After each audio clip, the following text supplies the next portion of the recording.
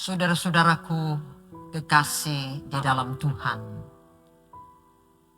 Sabda Pagi edisi Sabtu 12 November 2022, Keluaran 20 ayat 16 hingga 17. Sebelum kita merenungkannya, mari berdoa.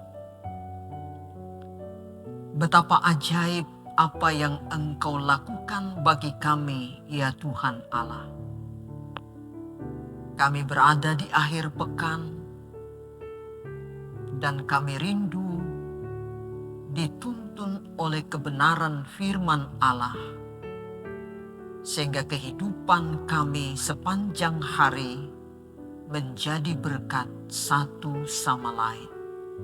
Di dalam nama Tuhan Yesus kami berdoa. Amin.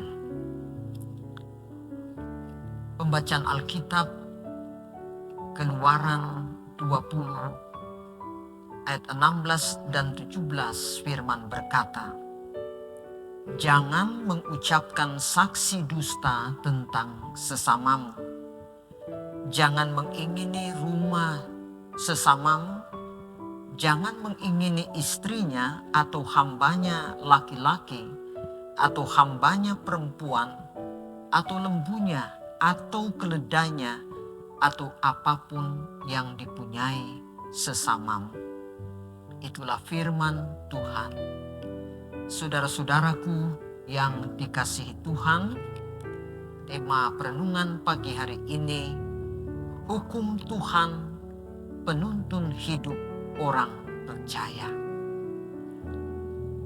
Keluarga Kristen yang dikasihi dan diberkati Tuhan Yesus, relasi atau hubungan dengan orang lain dalam konteks sebuah bangsa yang akan memasuki tanah perjanjian, tanah Kanaan, sangat penting dan perlu untuk diatur dengan baik. Firman yang disampaikan kepada kita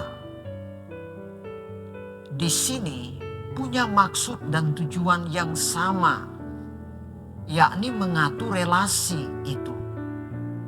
Keadilan dan kejujuran sangat dibutuhkan untuk merawat kebersamaan dan kerukunan di antara umat pilihan Tuhan Allah.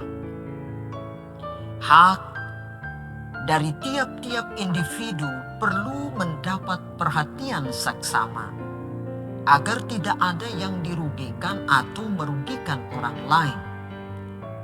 Awalnya firman Tuhan ini, firman yang ke-9 ayat 16, diberikan untuk melindungi hak seseorang tertuduh di pengadilan. Dikandung maksud agar yang memberikan kesaksian dapat berkata benar dan jujur sehingga tidak ada yang dirugikan. Karena dampak dari firman ini adalah supaya kejujuran dalam berkata menjadi bagian setiap keluarga dan masyarakat yang ada. Selanjutnya firman ke-10 ayat 17, di mana pengertiannya dapat diperluas dengan jangan mengingini milik orang lain seperti harta, istri atau suami, hewan peliharaan, dan lain sebagainya. Keluarga Kristen yang dikasihi dan diberkati Tuhan Yesus, keinginan memiliki terkadang didasarkan pada motivasi yang buruk. Misalnya karena perasaan iri hati dan cemburu.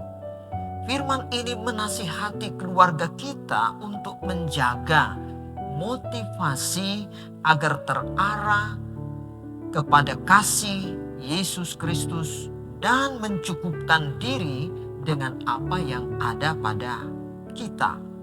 tidak membandingkan berkat yang kita terima dengan berkat yang orang lain terima, dan mensyukuri berkat yang ada. Firman Tuhan di saat ini hendak mengantar keluarga kita untuk berkata benar dan tidak berbohong.